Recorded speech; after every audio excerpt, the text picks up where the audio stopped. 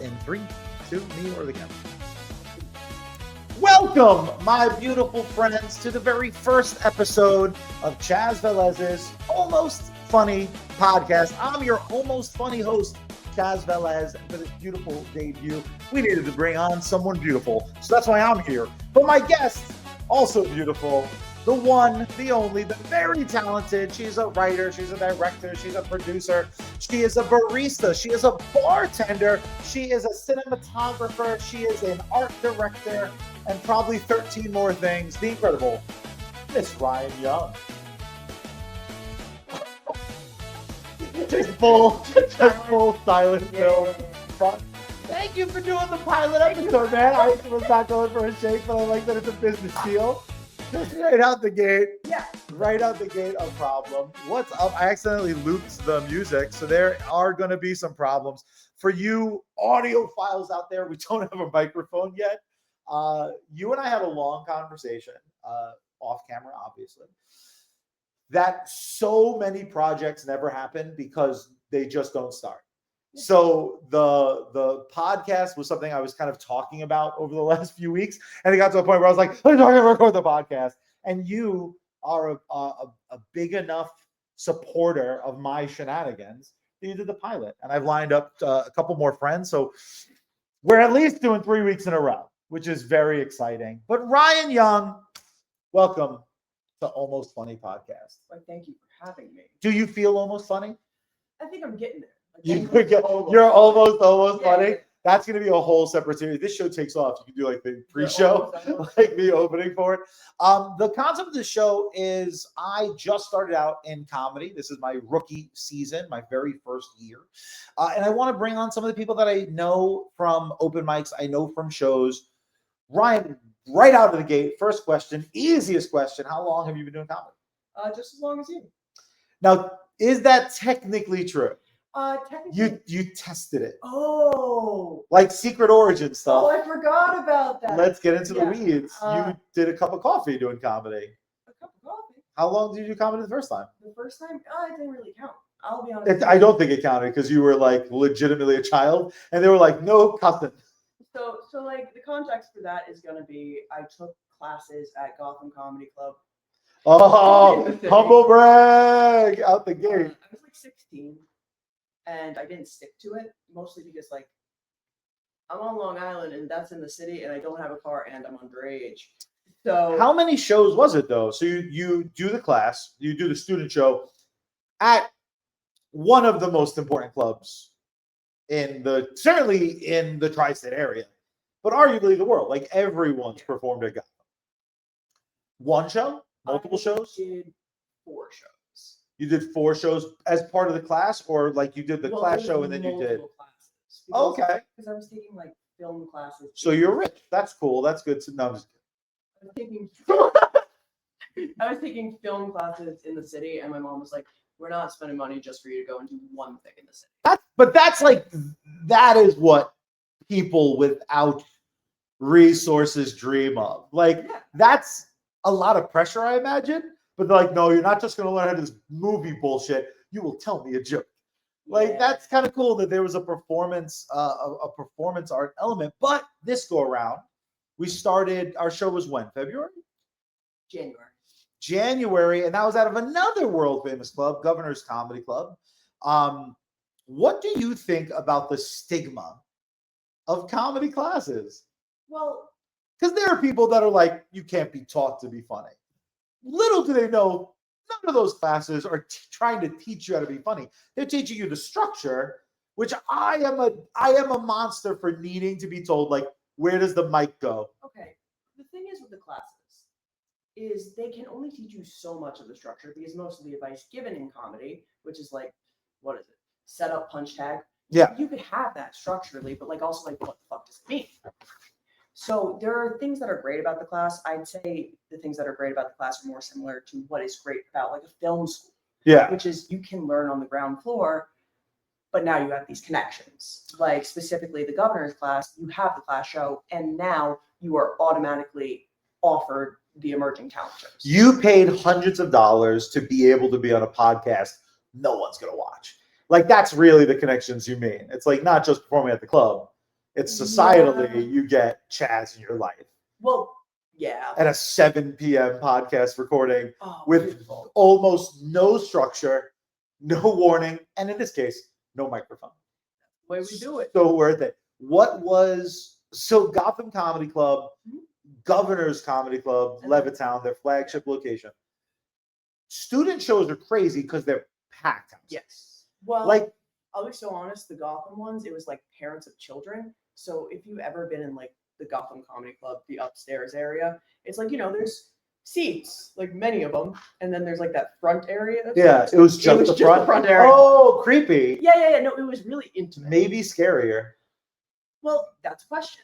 That's definitely, is it worse to perform in front of a bunch of people, or is it worse to perform in a more intimate area? I would much rather, like, in terms of doing bad and doing good, please put 100 people in front of me. I prefer more intimate. You like to succeed or fail? Like, if I'm gonna butcher this, like, give me 30 people. I understand more of the sentiment of like, oh, if I'm gonna succeed, I want a bunch of people to see it, and also the sound will be nicer on my Yeah. But at the same time, I enjoy the conversation.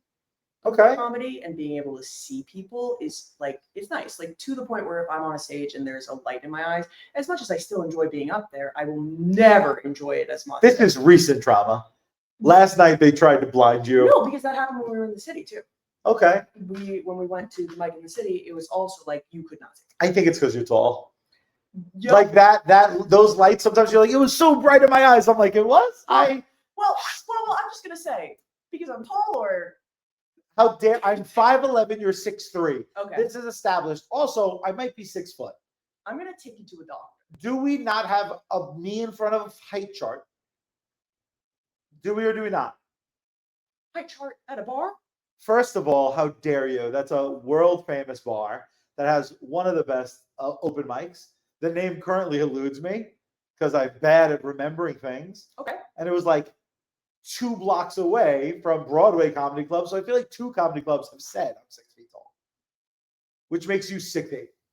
I'm okay You're with being just 6'8". I'm just very concerned about the delusion you have.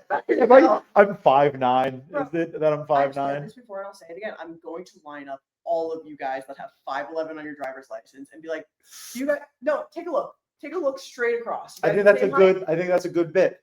Thanks, buddy. What? A gentleman's handshake. What? So for me, thus far, not that I have this wealth of experience, my absolute most mouth agape, I had that warm feeling that I feel like people chase vibe at a club. Governor's Comedy Club in Levittown, the main room. What's up, Jameson? My son making a cameo. The puppy making a cameo. What's up, Jameson? Your butt's on the internet, pal. Yeah, no. Oh, you don't want your butt on the internet? Yeah. The Levittown Governors is such an unbelievable room. Yes. Partially because of the history, partially just because it's a relatively small stage, but it's still enough room to breathe. The crowd was super into it. That staff is so professional. Yeah. That blew my hair back. Is that also your favorite club so far? Because again, we're rookies. We haven't, at least I haven't been past anywhere. Because, well, club so far, you've done location. What's the location you like the most? Location I like the most. Honestly, yeah. Not that I was gonna lie. Just like I like bars with sticky floors. Give me a second. I apologize if it felt like I was rushing you. I'm new to this hosting thing. It's my bad. I'd say, God, gee willikers. Going to say I really kind of like Giggle Room, and I like the Giggle Room Green Hallway. Giggle Room at Levittown has a great vibe, but it has the green room for the Giggle Room in Levittown. I love it too. It fits too, and I'm a big boy, so they have this great hallway between the Giggle Room, green room, and the main. Yeah, now, first of all, room. Our friend did just debut at the main room at 11. When I tell you I was so jealous of seeing our buddy sitting on that couch, with like a bunch of comedians I love and respect. I was green with envy. And I was so proud of them. And I took photos of them. And I'm a cheerleader for them. But man, that little pit in my stomach of just like, when gonna be my time? You're gonna have it, buddy. I don't believe you. Promise. Giggle Room is an amazing. Wait, hold on. You've performed in the main room for a not class show. I don't think that's true. No, that's It's a bringer though, right? Yes. Yeah, it had to be a bringer. It was a bringer, right? Like, no. The club called you specifically. We need some of that Chaz Velez. The douchiest story I ever heard in my life, by the way, without mentioning names. Okay, we'll tell that story. We literally had a pre-show meeting. We had a pre-show. No, tune in next time. Maybe I'll reveal the douchiest story I ever heard in my life. I love that. Comedy itself, like comedy is an art form. You and I have not necessarily like debated, but why stand-up comedy for you? Like for me, so now this is the part where you would like think. Gonna give some green room magic. Yo. As a person who's failed at podcasting so much so that he doesn't have a mic for his new setup. Like listen and just don't like listen. just like acting. Don't Don't actually pay any attention. Take that into the real world. Treat this like active listening. Passive listening. Passive listening. Only talk about suddenly my relationship status makes so much more sense. Me personally, like I feel like stand-up is such a wonderfully selfish way to perform. I've done a ton of plays. I've done a ton of musical theater. I'm not talented enough to get a lead. So it's like the way you can be a lead is it's like a one-man show. Mm-hmm.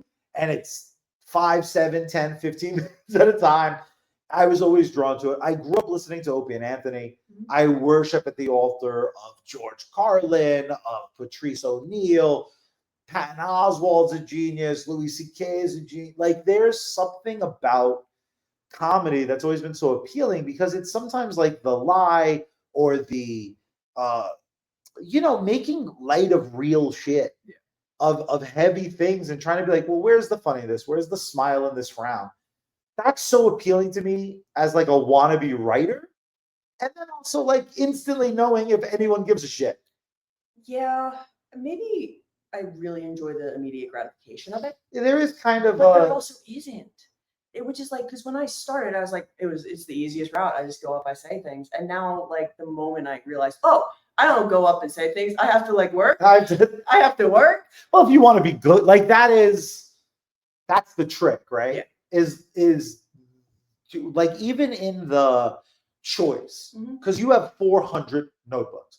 Like I've seen. Yeah, my dad found my notebook. He was like, there was something really funny. And I was like, where'd you find it? You're like, which notebook? Where'd you find it? What do you mean? He was like, the brown one. And I'm like, oh, cool. Awesome. Where was it? The notebooks you have are akin to how like all the Evil Dead movies have a slightly different Book of the Dead.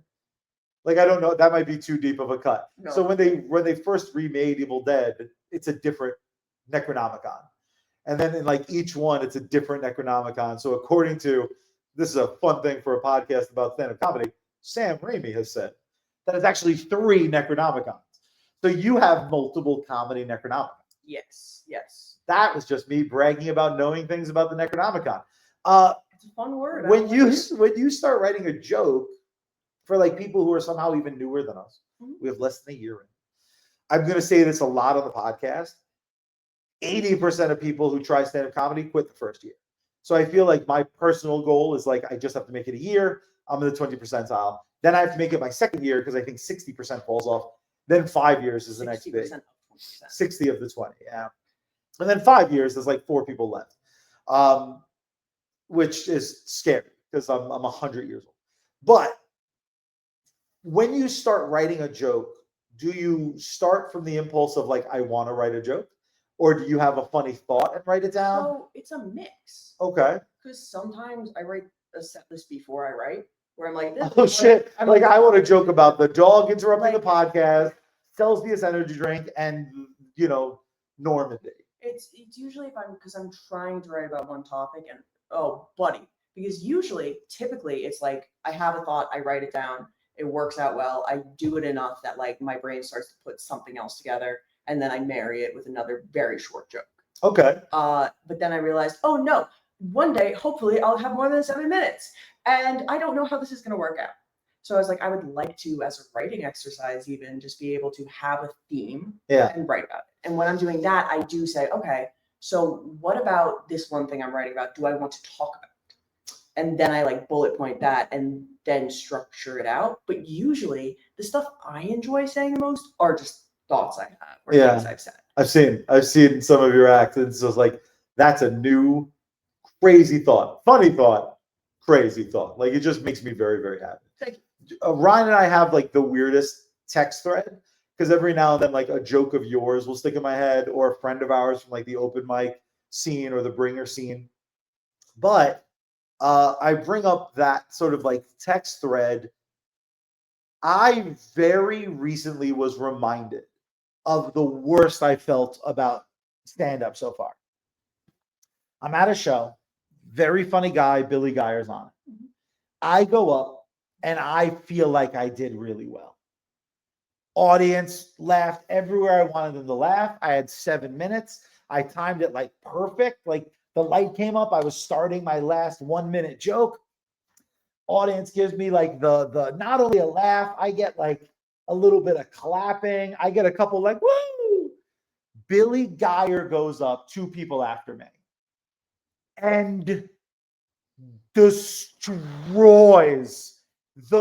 I thought I heard everybody laugh. Yeah. And I heard everybody chuckle.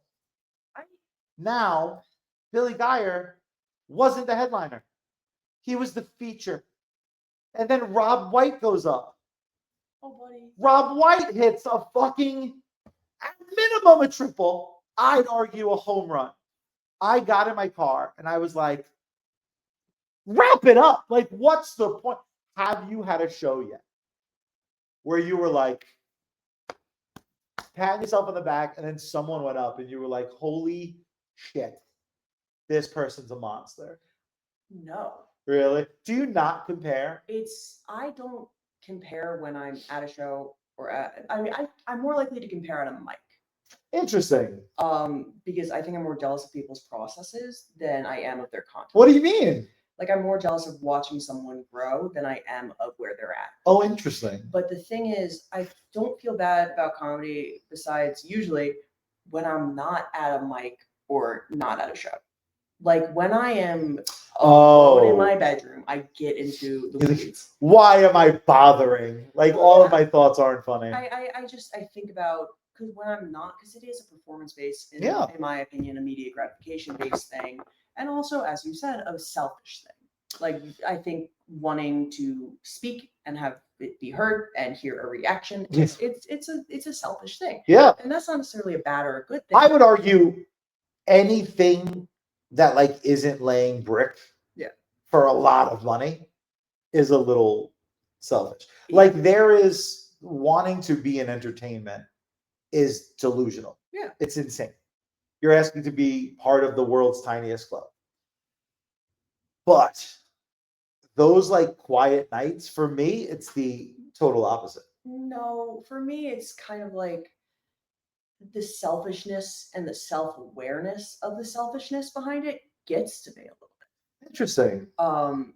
But not in any way that is ever consistent. It's maybe a little bit of me beating myself up, but also definitely there is a component and that I feel at this point where it's like, how many times can I get my mom to come to a show to hear me do the same fucking thing, but a little bit better and spend X amount of money? What's tough is the incremental improvements. Mm-hmm. Like, you and I have had this conversation, obviously off mic. When you're working on wording and you're like, I could cut a couple words out, and you're telling it to your friends and acquaintances, and they're just blank staring at you at like Lizard Lounge or Lila's or any of the other like, open mics that we regular. There is that part of you, at least for me, I won't speak for you. For me, it becomes this thing of like, anything but this. I'm going to rip and waste my time. Because like a lot of the best mics, for me, it's an hour drive. Yeah. Sometimes. You know what I mean? One of the most consistent mics I go to, Station Pub. Great mic, great vibe, ton of talent. Bartenders, the greatest. it's still a 45-minute drive for me. It is for me. And then I go, yeah, that's like a perfect example because it's kind of in the center. But for me, I have to say stuff 1,000 times. Like I can't find a way around it. If I don't say it 1,000 times, I don't know how I like to hear it. I'm so impatient, and I'm trying to be better. Guys. I'm getting better, but I am so impatient, and I'm like, I need to work on something else. I need to work on something else because I think more than I write. My jokes are thought jokes more than they are writing jokes. So far, yeah. So I have an easier time writing when I'm standing things up. Yeah. And then making notes based on that and experiencing it. Some of the greatest comedians of all time. That's their process. They had to stay. My dad did that to me when I was 16. He was like, maybe that's just the way you are. I'm like, buddy, I'm 16 and taking a class. Yeah. My dad, like, as soon as I started this, he was like, I'm so excited. I'm so excited for this. And like, sometimes he talks about comedy. Dude, Trav Dog, one of the all-time greats. Oofa. He somehow found his way into like a comedy scene in North Carolina in the 80s. Which is crazy to me, but so sometimes I'll like be complaining about comedy and then he'll start saying things and like he'll say things that make sense to me, but then halfway through the conversation I'm like, you don't know what you're talking about. I'm mad. Like you're just riffing. I don't want to do this regular in the show, but I have to ask who your father's most interesting roommates were. Well, I feel like I almost want to call Travis to have him tell the story. We should. No, don't tell the whole story. I will. At some point when you come back on the show next time, because I only have like 6 friends. Just have Trav Dog on the show. I will happily bring Trav Dog on the show. But can you spoil? Okay. So my dad was telling this tragic story about a tragic thing he saw while at a house across the street on the roof doing shrooms with a magician friend. Do I have to edit the shrooms part? I don't know. It's up to you. Is that public knowledge? No, like a really good Italian dish. We just saute the fuck out of them, like as you do. As one does. So everyone calls sauteed mushrooms. They're shrooms, bro. That's what do you want some like shrooms in your vodka? Just saying. What's that voice? I don't know. I just love it for him. Oh God. But. Yeah, because he lived with the magicians. He had a girlfriend. One more time? He lived with the magicians. He had a girlfriend who was a magician. And, I pried him about this a little bit. And I think he was trying to say that they were like Wiccans. So they were witch magicians? He was like, like the witch magicians. And I'm like, I am penciling your father in for an episode. I'm going to do a whole series around the holidays where I just bring on like parents of, like I'll do little virtual. That's unbelievable. It makes me happy. So we talked about the selfish. We talked about clubs. We talk a little bit about writing. What has so far been the most, no, this I have to keep doing moment for you? Anytime I bomb. Interesting. When I do good, I barely feel it. When I do bad, I'm like, nah, I gotta get back. I can do better than that. It's like, I can do better than that next game. Let's go to the next game. I'm going to show it at the next game. Interesting. When I don't do well, I want to punch myself. Sometimes to the point where I'm doing so well that I'm like, I need to do poorly. I need to do poorly because I'm starting to. What a humble brag. Someone's going to watch this and be like, oh, you're doing so good, Ryan. Okay, to clarify, it's not that I'm doing so good. It's that I haven't had one of those gut-wrenching moments where I say something and I can actually hear crickets. That's more of what like you bombed and the world replenished itself with cockroaches like that. So like just in terms of like not doing well, I very proud. I had like this 1 week where I was my year has been catatonically bad. So great. What a great year, man. So I was trying to kind of like, I was trying to like get my mojo back.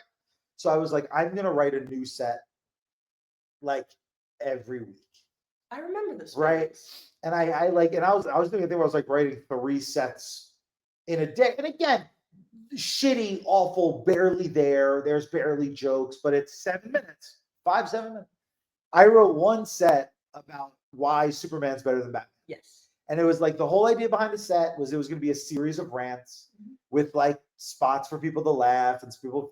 I kind of the idea was, you can kind of see this.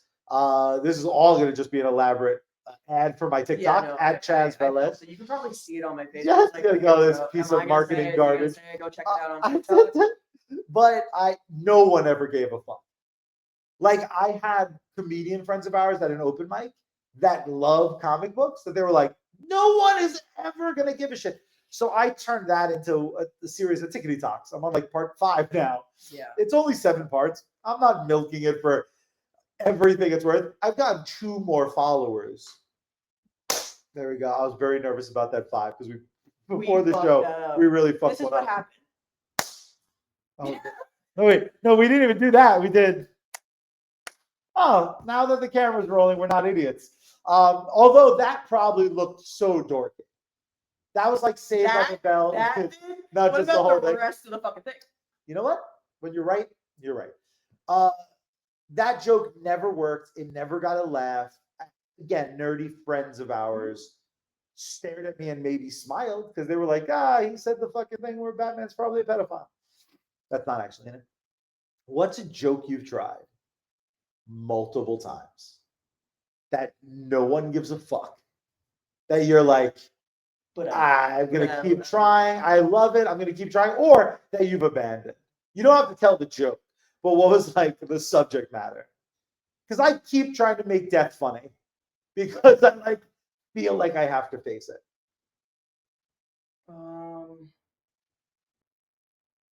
You could probably answer this for me better than I could for myself. Because it happens a lot. Because it happens a lot. Well, you write weird shit. Like, so there is a capacity. But the thing is, our friends at open mics and the audiences we've performed in front of, it takes them so off guard. You have a couple jokes that, like, I'm not going to spoil because even the concept is spoiling it. But just some of your jokes that, like, take some time to breathe. Oh, yeah. We were at a venue once that, like, you were able to use the stage as a prop, basically. Yeah. And that killed me. Well, I mean, I can't really answer it for you because it's like, I don't think you've abandoned jokes. If anything, I complain because, like, you'll stop doing a joke before I think you're done doing the joke. Yeah, we're like, I'm bored. Like, we just did a show together this weekend, and you brought back an oldie but a goodie. You have a joke about the Blue Man Group. Again, don't want to spoil it. That, like, I missed. But I don't know if you busted it out of, like, panic because you tried a new closer. Yeah. And you had in your back pocket, like, if this does not get the reaction I want, and it got a reaction, but clearly you were like, the kid's going to keep on rolling. Because as I got the reaction, someone stepped on my dick. They did step on your dick. I can't fucking leave. I'm stuck here. What's the worst audience moment you've had? I think mine was last week. One of the open mics that we tend to try to do every week, no one was being rude. No one liked what I was saying, and it just hurt my feeling. Mics can count. I'm making up the rules as I go, so mics count. I am delusional. I think I take moments harsher than I take entire like the entire 7. If I have a bad entire 7, that's just the wind. But if I have a bad moment, then I get thrown off. So honestly, that happened at a show. It was like towards the Giggle Room show I did with you, where like this weekend? No, like towards the beginning, where it was like at the top half, I did something, or the audience did something, or I didn't do something I expected to do, or wasn't doing, and I fucking phoned it in. Oh, shit. You like bailed emotionally? Yeah, walked off early. Truson did the thing where he gets up and he's like, you can't leave the stage. You're stuck here. John Truson, I will say, instructor. I want to say this. The best moments of my life is when you're at an open mic and it's a bar and like the host is not taking you off the stage. Like they're distracted for half of a second. Love them all. Distract for half of a second and you're just kind of like standing there like,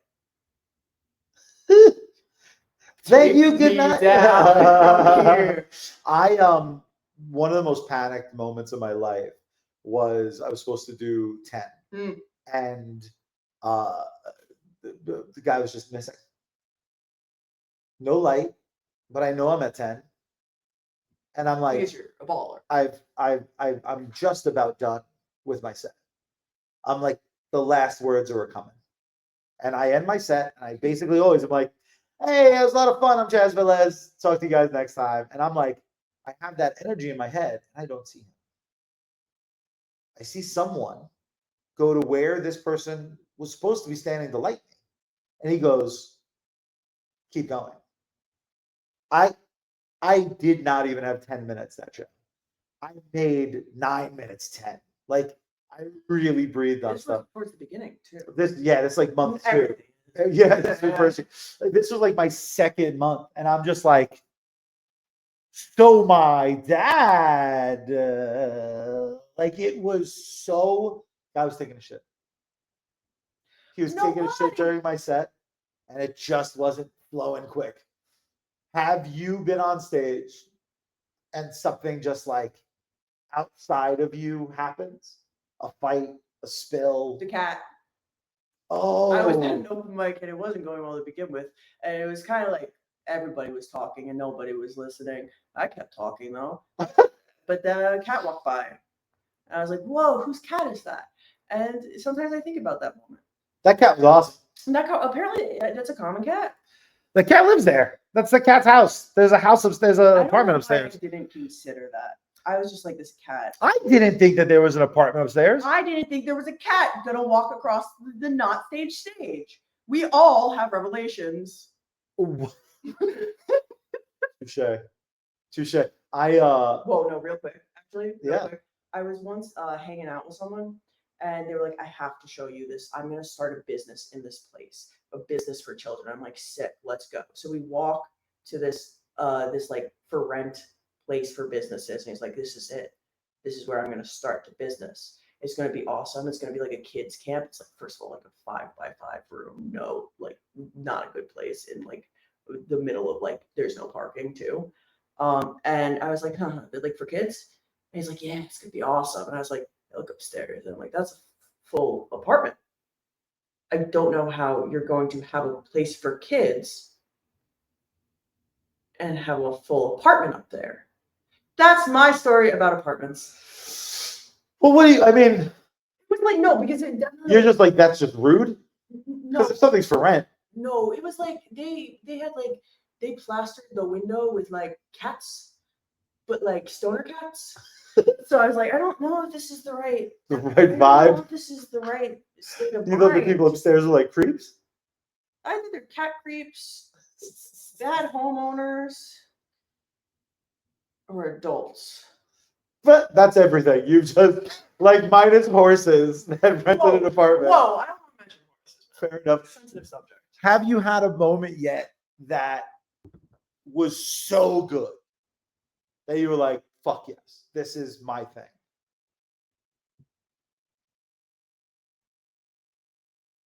I don't know that. Yeah. There was one night at a mic, and I like, because sometimes I'd be busy. Also, some open mics are the devil's work. Yeah. This open mic specifically was like, I walked in, they were like, yeah, we'll throw you up. So they threw me up. Oh, I think I know this story. And it was like, no one was doing particularly well that night, but something was in the fucking air when I went up, to the point where like I didn't get through most of my material. People like would not stop laughing. There was just something in the air. And like to the point where they were like, just do whatever you want. Like do whatever you want time-wise. And it might have been started by the fact that I started that mic with this idea that I was just going to go up and be like, okay, first thing, I'm doing improv. Someone give me something to talk about, and I'm going to talk about it. So the audience gets to participate right off the bat. I do the thing, and then I'm like, okay, time to do material. But now they're engaged. Yeah. Because they're a part of something. And I think that might be something I have to implement. But I also think, sadly, I don't think people care like that. Care like what? I care like they did. What do you mean? There was something in the air, man. You don't think people are like possessed by spirits? Like that's not. I don't know what that means. Yeah, but like people are that engaged. Yeah. If people pay to see a show. Their desire. You know what? That's impressive. That people pay to see a show and then don't want to laugh. It's a lot of trust. Because there was also the moment where they're very honest. Where I had a show, and they were smilers. Oof. And just nobody laughed. And it wasn't like just me. It was like just consistently through the whole night. No one wanted to laugh. Yeah. And that's always so interesting. Pay no attention to me. My hair is bothering me. I said, pay no attention to me. People were just smiling at you. Continue. I'm a professional. No, and people just smile, and this happens. I think it's usually the younger generations, personally. Yeah. Because they're more used to like clips on their. The younger generations, they're not the youngest you can be at some of these bars is your age. You know what's so crazy? The place I work. Never mind. No, now you can't blue balls my audience. Fine, okay. So I'm here week after week to disappoint them. The place that I bartend at, my boss is like this. I bought these for the kids, and I'm like, the kids? What? The kids? And he was like, yeah, family friendly. And I'm like, in my head, I'm like, this is a.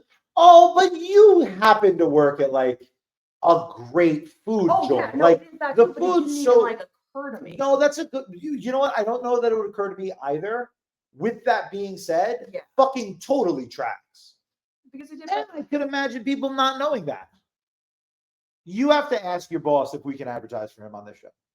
I'll give him a good rate. I love my boss. It's a good egg. Had a great moment literally last night where me, you, and him were hanging out, and I said something, and he was just like, I'm your boss. I was like, oh no. Oh no. You're like the thing about killing kittens. You know what's so funny though? So last night I had a roast battle. You had an all-women's show. Mine is your host. So not an all-women show. That's a mostly women show. Just by definition, if I bill something as only cats and my dog hosts the only cat show, no longer only cats. Also, only cats sounds like a site for cats to look at naked cats. It also sounds like my personal hell in terms of musical theater and movie musicals. Just Taylor Swift, digital buttholes removed. Only cats. Fun fact, do you know in the movie Cats, there is not a version of it that has digital buttholes. What happened was when they did the CGI, they basically like put the fur over the actors, like digital fur. And the way it would fold naturally would create like a butthole. So an artist had to go in like 3 weeks before the movie came out and erase all the buttholes. That's excellent. Isn't that awesome? You know what's awesome? That movie started COVID. That movie did start COVID. Isn't that crazy? They owe us money. No, but also like low-key, maybe just because of the fact that you're bringing all these people into a confined space. It didn't have no one saw the movie. No, that's not honestly true. That prevented the spread of COVID. The people that saw the movie are also the people that then talked about the movie, therefore spreading the germs further. Nameology. Started COVID. But you like what's his face? I don't want to even talk to you. James Corden. Honestly, this episode may never come out. No, why? Because we talking? Because James Corden's a national disaster. James Corden. Sexually attracted to James Corden. Like, kind of a little. No offense, James. I just think you're a piece of shit. I don't think anybody's seen him in 7 years. Just saying. Is he a piece of shit? I don't remember why I hate him. I'll tell you why you hate him in a second. Thank you. But what I'm going to say is I was haunted by James Corden for 7 years. Every night in my dream, he would be in my dream. I don't know why. 7 years? Did I say that again? I didn't mean it. Just for like a year. 7 years, 7 minutes, one of the two. Like for like a hot second. It was like the worst is he shows up in really good things. The thing is, what sucks for me is that it's an Ellen situation. Oh yeah. It was literally from. He just lost his mind. No. Like. Like he was just not good to his staff. Yeah, like he lost his mind with his staff. I'm like highly misinformed. So like he could have done something heinous, but I don't think he did. I would ask any of my digital devices, but they're all wrong and dumb all the time. And also people hate him, so they're gonna spread lies. See, now you're just like, I don't think Cosby did anything. I think people just don't want a black man getting ahead. This is my first episode. I mentioned Cosby. That's not a great. No, this is a great proof of Cosby. I invited on a female comedian, and the first thing I bring up is Cosby, and gave not one but 2 drinks. But they were sealed. The water wasn't sealed. Dude, what's I'm not saying that. Oh, Kiss from a Rose. Kiss from a Rose. What up? Thank you.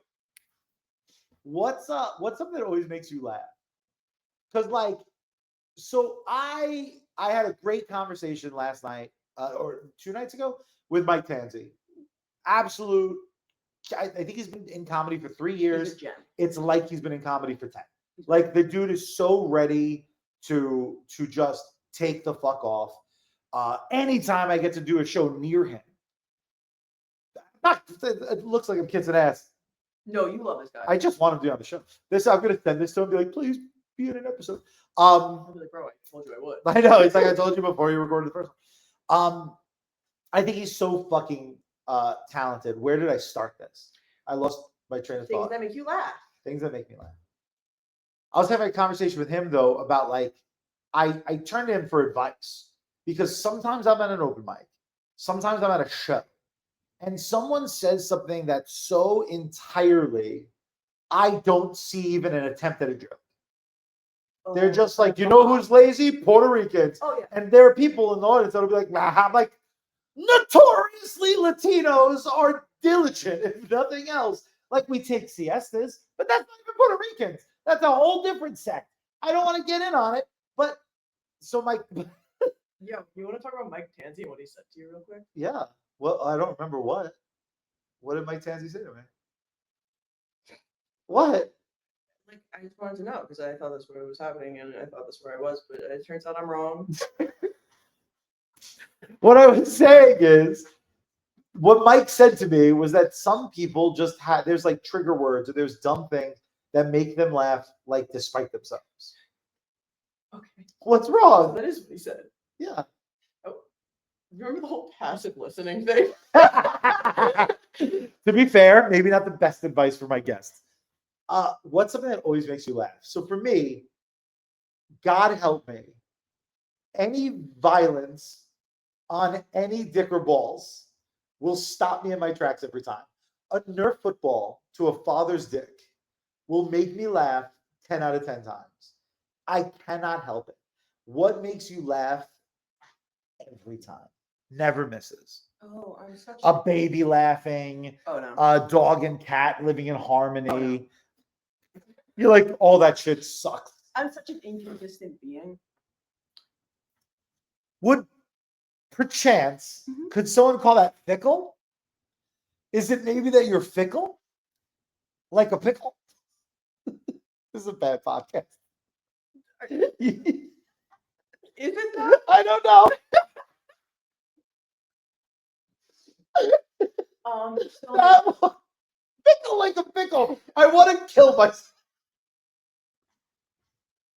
Oh, so my chair's so squeaky. Why did Bro, why are you moving? I think the one thing that makes me laugh is Chaz Velez. Oh, you bitch. You liar. No, but for real, anytime someone shows me like a clip from New Girl, Hell yeah. New Girl makes me laugh. New Girl has any like I was gonna take that to your head. yeah, I was like You keep saying. any show where there is as much focus on like the reactions of the people not speaking will make me laugh. Yeah. Like Danny DeVito standing around like every day just doing his thing. That shit gets me to laugh. What the? Oh, I can't even imagine. I don't know why. PG-13 version of that. That was I don't about know to why come that's my true or false? false. True or false? Am I allowed to put you on the spot right now? You can say no. What else have we been doing? This has all been. Okay, This go, all put me been on the spot. T-ball. Put me on the spot. Ready? It'll be a fastball. Put me on the spot. True or false? True or false? For multiple years, you relied heavily on a toe knife. Yeah.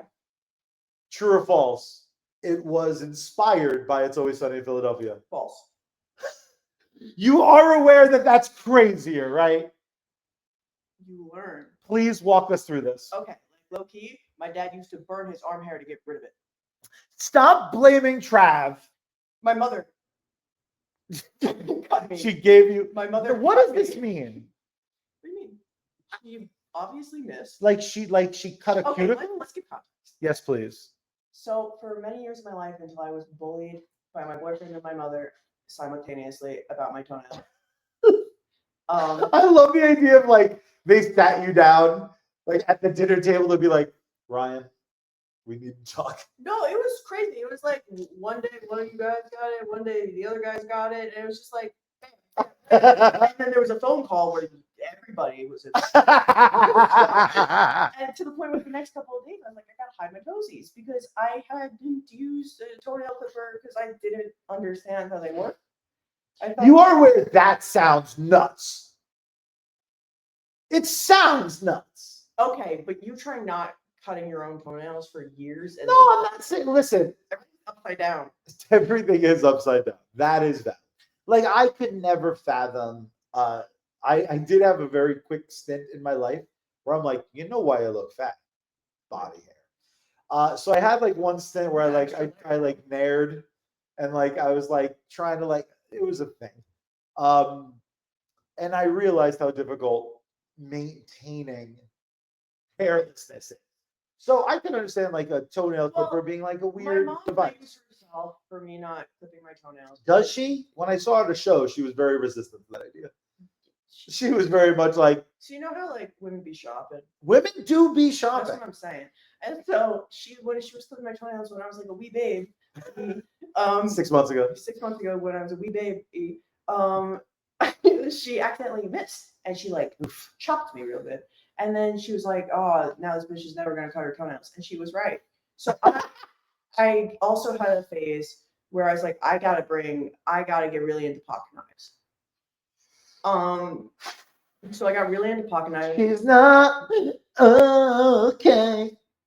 Just you little emo bastard. You got into a pocket knife collecting phase? No. I had a Spider-Man one. Spearman? That's a my lawyer thing. I had a Batman one. Excellent. And it was like it looked like the Batarang, but like it was. It was just beautiful. You just had a collection of dead parent knives. Kind of. And so like I was like, oh shit, I could cut my toenails with these because for a while I was biting them, which apparently is genetic because my aunt did that. Why did you do this to me? I apologize. I feel like you're gonna make money on feetfinder.net now. No, but if comedy doesn't work out, kid, do we have a business endeavor? The moral of the story is people can grow. The other day, I sat down with my mother and said, "Mother, will you please teach me?" Yeah, I know before I asked about the shrooms and your father, if we should remove that from the episode. Let me know if you want to remove. Nah, man. So that's the name of your special now. No, because this is the open door for me wanting to talk about this on stage, but not feeling like I could. I mean, I think if you don't, I'll be furious. Just the setup of it being like, have you ever seen John Mulaney's newest special? He talks about, yeah. That's basically like you could model it like that's the intervention. Like you could totally steal parts of that gimmick. Who do you give a fuck about in comedy? Like what stand-ups have broken through the zeitgeist? And it's okay if none. You grew up in the TikTok era. Like your short form absorption is so much more than mine. It's a lot of Bo Burnham, John Mulaney, fucking Mitch Hedberg, and James Acaster. Okay, fucking Acaster is like the one where you busted out on a conversation once, and I was like, I gotta Google. Like that one, I missed him. He's very interesting, and his performance. Because what someone once told me was that there's the writing aspect and the performance aspect. I think his performing is stronger than his writing. Okay, I've been accused of such things, so he must be a generational talent. His writing's also very good. Okay, that wasn't a. Your writing's also very good. No. Okay, I just wanted to like. This podcast doesn't like protect Chaz's feelings. Okay, good. Although, like, comment, and subscribe. If you could hit share, it might feed my dog. And you saw his butt before. He's a lovely guy. So his writing is like good, but his performance is just really good. I also like what the fuck is that guy's name? The dude that did Problemista and I'm so bad at names. Do you want me to look it up? Yeah. What is it? Problemista? Is that a special? It's an excellent movie that I might force you to watch tonight. It's beautiful. He has a special that's like my favorite shapes. And it's like he's sitting down and like these shapes just come out and he does like a little bit on each of like these random props that come out. But it's not necessarily prop comedy. It's very interesting. Julio Torres? Yes. He's also excellent. Beautiful. So like the thing is I get bored with stand-up. Yeah. And I also have done no research, truly. just because I didn't get it for a very long time. But again, everyone right now in the scene who's making boats of money, it's from clips. Yeah, Like it's you're cheap. like Bo Burnham's probably the outlier because like a 3-minute song, that's 7 people's clips. Like that, like 3 minutes is an investment. Yeah. But it's a song, right? So I think I will say Bo Burnham is a remnant of old YouTube. that's true. He helped like really make that space that experimental. Also, no one like. I don't know if that's true. What I just said, I don't know that that's true. It's I just okay. feel like it's true. But it's because like in my brain, because like I was one of those people that was like, YouTube. Bo Burnham is so special because he was at the forefront of everything, and then it changed, and then he made a special about I mean, that. Inside is insane. Oh, I have an issue when it comes Bo Burnham. Some days when like if I'm going to a mic or something, I cannot listen to it, and I use the AI Spotify DJ. So like if like a second of the wrong Bo Burnham song comes on, I'm like, fuck this shit. Fuck this shit. In what way? Fuck this shit, like why bother? Or fuck this shit, like now I gotta go. Societally. I don't know what that means. Kind of like just like because I think he's very angry with a lot of the industry. Yeah, I wonder. You know what's so funny is not necessarily just comedy. Yeah. Do you remember? And I think, but rightfully so. That I wasn't dismissive, by the way. I'm just not a good host. I like self-deprecation. That's actually like a New York thing. Yeah. It is. Yeah, it is. When Tom Holland had to train for Spider-Man, had to like he adopted Queens. He's like, oh yeah, he did. He adopted it. Oh, yeah, I got to learn how to do it. Is that how he sounds? Like, yeah. Spot on. I'm the next Spider-Man. Yeah. Flip. And so like when he went to a linguist. Yeah. They were like, these are things New Yorkers say. So now in his British ass accent, and he's like, yeah. That was. Oh yeah. I'm aware my girlfriend's jeans. That's how it sounds. What are we talking about? I think we're talking about Tom Holland smashings and that. Bo Burnham.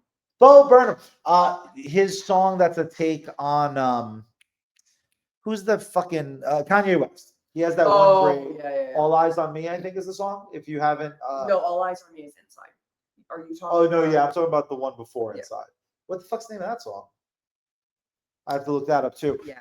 That song, if I listen to it in the wrong mood, I either want to run through a wall because I'm so excited to make art, or I want to run through the wall because I'm trying to knock myself out. Like it's one or the other. Oh God. There have been nights where I am just frustrated as fuck, like especially after a mic or something, where because this is masochistic what we do. Yeah. It is a lot of standing around with just this broad mix of people that if you met them on the street, you probably would pay no mind, but like you're in the same space with them a million times a week. And it's like, it's almost, can't handle this. Yes. It's almost like school in some regards, in my opinion, where it's like you go to these places X amount of times a week and you see these people, and human nature is human nature. You're not going to get along with everyone. And everybody at a mic, a lot of times people are there to work. A lot of times, sometimes people aren't. And then a lot of times there are patrons that are there. And so it's just kind of like not everybody mixes with each other. And that's completely okay. We're all there for the same reason. And that in itself is kind of beautiful. But like the truth of the matter is, it can be tiring. It can be tiring. Even with like, I feel like there has been an overwhelming amount of like at least a little bit of support. Like the one thing I will say about the community, sincerely, I feel like anyone who's like really made me laugh has also happened to be, at least in passing, cool. I think, well, to go back to something you asked earlier, which is like a moment that you've had that made you, it's not necessarily any of the moments where I'm performing. It's the fact that like every week after week, I see these people. It's a community. And it may not always be the best community. It may not be like, it's not always, it's an industry. Yeah. And you can't get around that. No matter if it's theater, no matter if it's film, no matter if it's music, an industry is an industry. But there is something beautiful to me about like going to the same places every week, knowing where people are going to be, seeing these people, having a community, even if it's not like a strong personal, it's just being part of something bigger than yourself feels good, even when it feels bad. Yeah. To double back on that, we've each done a couple comedy competitions. Neither of us have won dick, but two of our friends have won these competitions. Yeah. I've been lucky enough to be able to share the stage when Stephen Mazzotes was crowned the Suffolk County Aragona's comedy competition winner. One of the best moments of my life was seeing him be awarded for effort. Long Island Laugh Off, Vic Hughes, buddy of ours. Yeah. I gotta get her on the show because I would love her to tell. I don't think I remember it right. In my head, we were in a green room. I was not in the green room. This is weeks after my brother passed away. So I'm sitting at I'm in the wings of this theater where we're doing the finals, and I'm watching everybody. And I hear someone tell a joke, structurally and subject matter wise, nearly identical to a joke I know Vic closes with. In my mind, I briskly walk to the green room to get her attention and be like, "Did you hear that?" And she's in her book and she goes, "Fuck me." With her perif, she sees me like, I was right, I did hear that. It was to then see her win in one of the worst months of my life, part of the worst quarter of so beyond thrilled. And that's something that this community is truly when it's good, wonderful. It's when it's good, it's great. It's a terrible toxic thing where it is kind of people feel like they're in competition with each other because the truth is we do have to try to take a spot. Yeah. There's if you hate yourself just enough, then you get into your own fucking head about it. It's like, am I worthy of taking the spot? That's the fucking devil. That's the devil because I can't control. One day you and I will be vying for the same spot. The truth is, all we can do is try to be better than we were last time. Yep. I can't try to do your comedy. The same way I'd rather kill myself than try to go toe to toe with Tansy, with Rob White, Billy Geyer. These are not guys I can allow myself to be in competition with. War movies where then they turn on each other, and it's like, oh, but we were on the same side. We're on the same. Yeah, if we can't, and listen, it's not like Vic and Mazzotes beat me in a comedy competition. And I'm like, this was the ideal outcome. I could, for a fact, I could not have been happier for that. To me, I'm going to say this so misinformed. To me, that shows me that you're going to make it more than a year. The fact that you're not so in your head and being like, well, you've seen me get in my head. Well, yeah, absolutely. But what I'm saying specifically is that the fact that you are allowing yourself to be supportive of other people, that's the only, because fucking hilarious. If it's like me, yeah. Then how the fuck could you ever get a fucking second? You know what scares me about the year thing? Because I'm desperate to make it into that 20%. Mm-hmm. What scares me about the year thing is I do get offended. I'm going to lose some of the audience right now. In the last seconds of this show, I'm going to lose some people. If you lose in a comedy competition and your instinct is to be a bitch about it, you're not funny. You don't think you're funny. You know you're not as talented as the people around you, and you're a punk bitch. Ooh, buddy. Hit me in the comments. Oh, you won't, because you only want to talk about people behind their back because you're a bitch. I'm going to be so honest. The conversation around contests is crazy. It's cringe. It's honestly, I'm at a point where both sides of a conversation. How dare you? My side is the right side of history. I'm just kidding. But it's still in a way it's highlighting bitching. That's true. You know what? There's bitching and there's moaning. You've just changed that will be the last negative thing I say on this podcast till the next episode. If you could open for anyone tomorrow, they call you. Give me 15 minutes. You can do 15 minutes at MSG. You can open for anyone you want. Who is it? Dead or alive? They could even be inactive. It sounds like probably Bill Burr would be who you'd go with. Not Bill Burr. I love Bill Burr though. Bo Burnham. Really? I don't know. You'd be too nervous? I just want to be in the green room with some of these people. I think for me, really, weird way, I don't want to open for a musical act. Okay. I'd love to do 15 minutes and then have fucking My Chemical Romance get on stage. Oh my God. Which apparently that used to be a huge thing. Is comedians opening for rock bands. Yeah. See, for me, it's just about being able to share a green room, except what I really want to do more than anything, give me 5 minutes and let me be the one to introduce any of these people that I'm obsessed with. If I could do 5 minutes with the crowd and then be like, ladies and gentlemen, the fucking greatest comedian New York's ever produced, and bring out Patrice O'Neal. And you've seen me host. The idea of me being fucking Patrice, motherfucking O'Neal. I love it so much. I love it so much. I got to introduce John Butera at a roast last night. And I wanted a corny one. So I asked him, I'm like, can I call you the king of New York comedy? Because it's I know people break his balls. I knew I was about to break his balls because of a roast. So I no sold it. I didn't smirk at the end of it. But I sold it because my dream entrance would be pyrotechnics. I want to do a comedy. I want to tell 45 minutes of jokes, and beforehand people being from Long Island, bum, bum, bum, bum, the fucking lights flashing. That would just be amazing. So you would try to open for my camp would be yours. Do you think you can hang around Gerard Way and not? Low-key, I want to open for a movie. I want to go into a movie theater. But every showing? Every showing of the fucking movie. I want to get a regular job at a movie theater, just opening for an AMC. We could probably instead that. of fucking Nicole Kidman, it's me just doing 15. That'd be awesome. But, walking through the stairs though, be the movies. Last question. Yeah. Then I'll let you abandon this again. Thank you so much for doing the show. I hope you do it again. Yay! I would love to. I have my next couple of guest line. Maybe we'll do an episode 4. I'll just be because there's a few of us. We have multiple group chats. There's one group chat that's probably the most active where we're trying to create outside of stand-up stuff.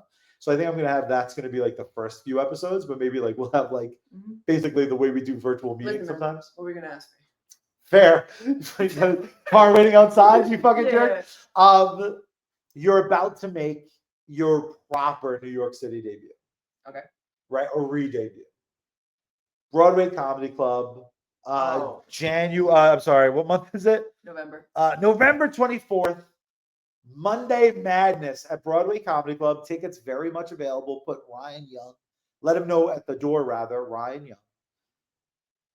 Do you feel a pressure making a bigger debut? We did a show in NYC that I promoted that no one came to.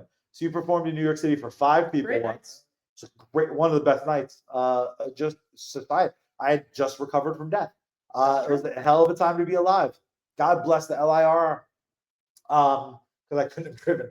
Don't make faces at me. Don't make fun of me and my bad train schedule. Is there no? You don't have. I don't know. That's the thing. I don't feel anything about. I'm so neutral until it's game time, until it's an hour before. You and I are so different. You lock in before shows like a serial killer preps their knives. Yeah. And I have 3 weeks of anxiety, I'm trying to find a serial killer. Well, as much as I'm happy and I could tell I'm excited for it because I'm in the city this time. When I'm telling my friends and stuff, I'm this is a city show this time. So in that regard, maybe not a pressure, but an excitement. But the pressure part, due time. Fuck yeah. Yeah. Fuck yeah. I love that. Do 7 minutes real quick. Yeah. I'm just kidding. I know what. No. What's your social media? You're gonna ask me my social security number. What's your social security? Let's just jot it down. What's your social media? Where can they find you? So on Instagram, you can find me at Ryan Geriatric. That's very funny. And then anywhere else, my name is Ryan Young, Facebook and Facebook. What about the Tickety Talks? You got Tickety Talks? No. I just started doing Tickety Talks. Chaz Velez. All my social media is Chaz Velez. Because that fucking simple branding, bro. Yeah. Thank you so much for being on a kind of funny episode. Thank you. You were a very funny guest. I was your Very kind of funny host. host. Adorable. Almost funny. Almost funny host. My beautiful friends, please tune in for the rest of the episodes. If you occasionally watch, I'll occasionally do them for the amazing Ryan Young. I am the Chaz Velez. Jameson is dead asleep on the couch. That means we're out of time. I'll see you next time, suckers. Bye.